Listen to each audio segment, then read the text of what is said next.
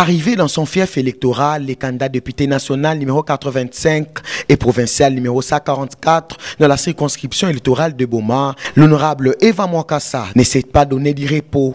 Ce samedi 9 décembre 2023, il a parcouru les grandes artères de la ville de Boma en carnaval, question de marquer sa présence auprès de ceux qui l'ont élu député national en 2018.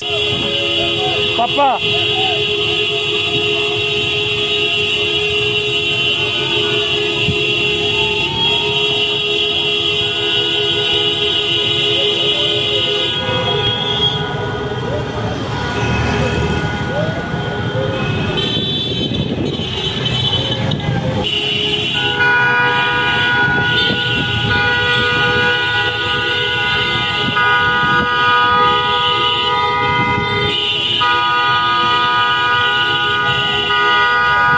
De l'hôtel Mabouilou au centre-ville, se dirigeant sur le boulevard Joseph Kabila. Puis sur la RN1, les cortèges de Eva Mwakassa, accompagnés d'une forte délégation de l'entreprise de construction Mango Sarl, s'est arrêté au pont Cobra sur la RN1 pour étudier la faisabilité de relance du tirage de la rivière Kalamou. Il y a un travail qui a été fait, c'est pas le nord. Vous voyez, donc nous allons s'y entretenir pour vraiment procéder au travail de façon normale. Et ça, c'était. On avait déjà parlé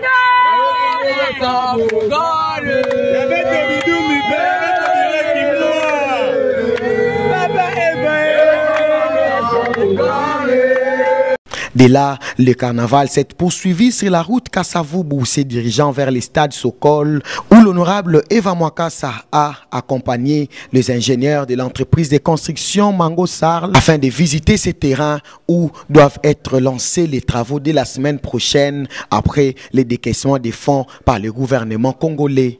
Soucié du bien-être des Bomatraciens, l'honorable Eva Mwakassa a accompagné cette délégation auprès du maire de la ville, Senghor Mbutouyibi, où ils ont présenté des civilités.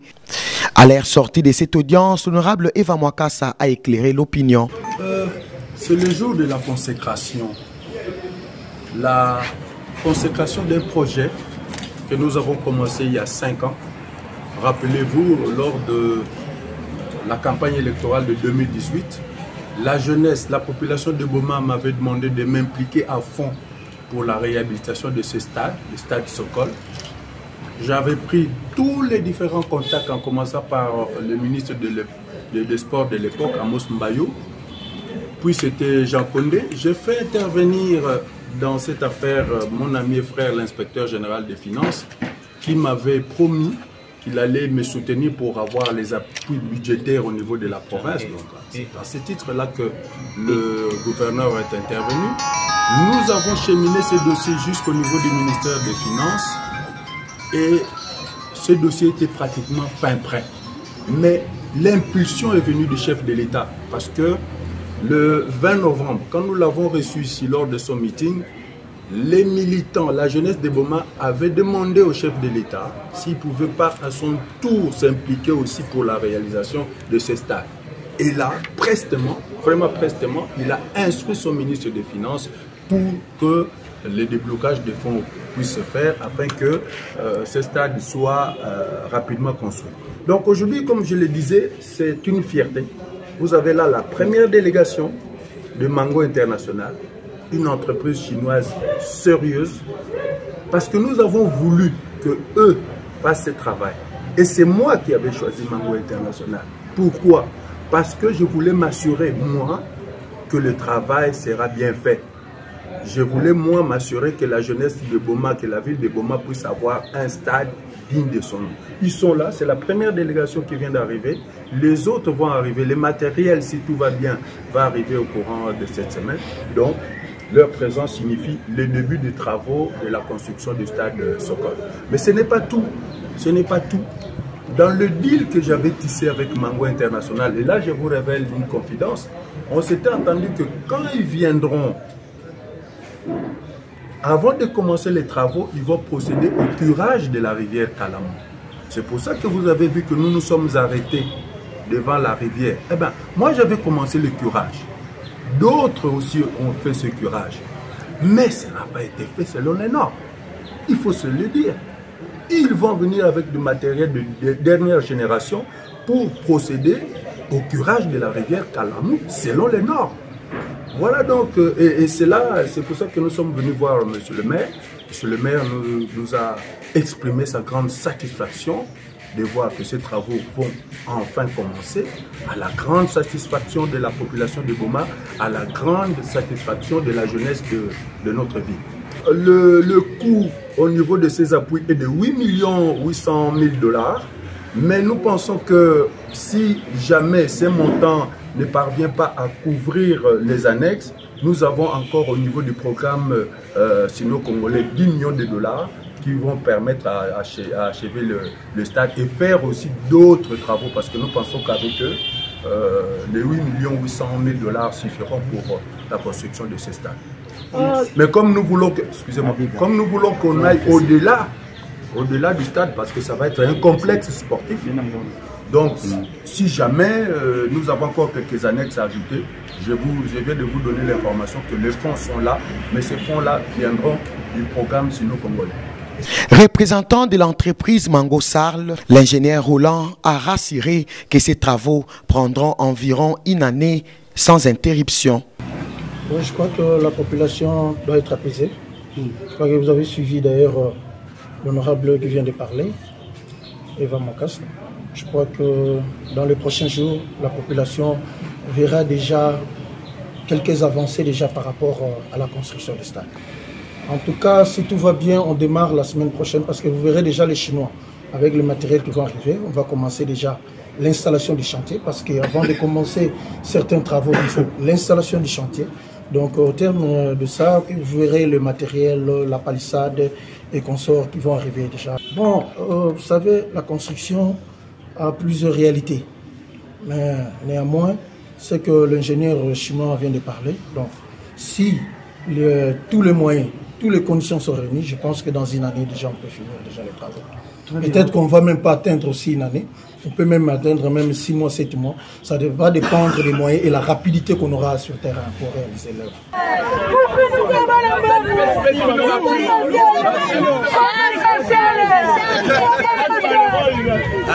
Avec les Chinois.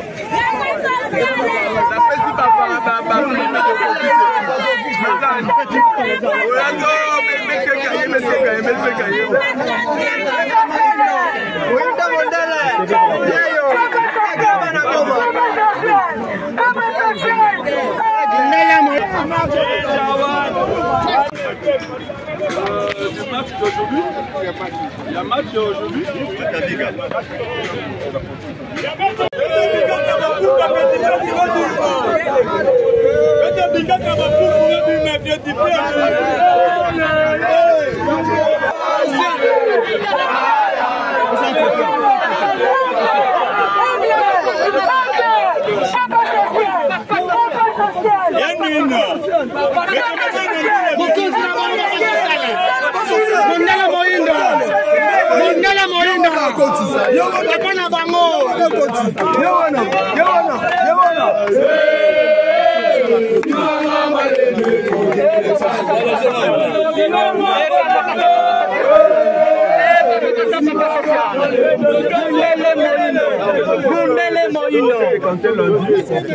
D'après ce qu'on a appris, les choses vont se décanter lundi. Donc moi comme je suis là, je vous attends mardi, mercredi.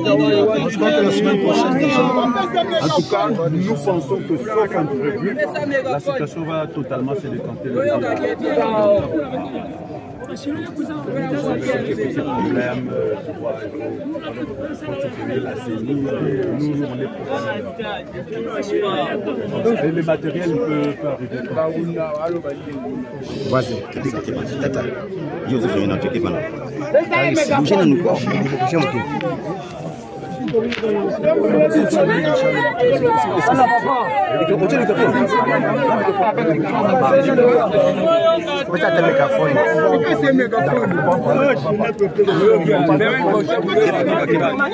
Candidat député national numéro 85 et provincial numéro 144 dans la circonscription électorale de Boma, l'honorable Eva Mwakassa est inscrit sur la liste électorale du regroupement Action pour l'unité nationale AIN.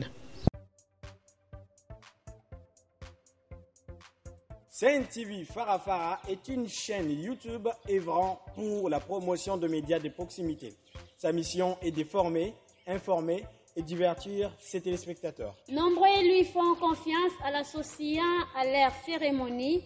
Faites la même chose, vous ne serez pas déçus. Nos services, couverture médiatique, retransmission en direct sur YouTube, annonces, événements, publicité, mariage, deuil, anniversaire, documentaires, émissions, découvertes, concerts, promotion de vos clips et théâtres ainsi que le jeune talent. Surtout, commentez, partagez, likez la vidéo si elle vous a plu. Car le travail de qualité, c'est nous.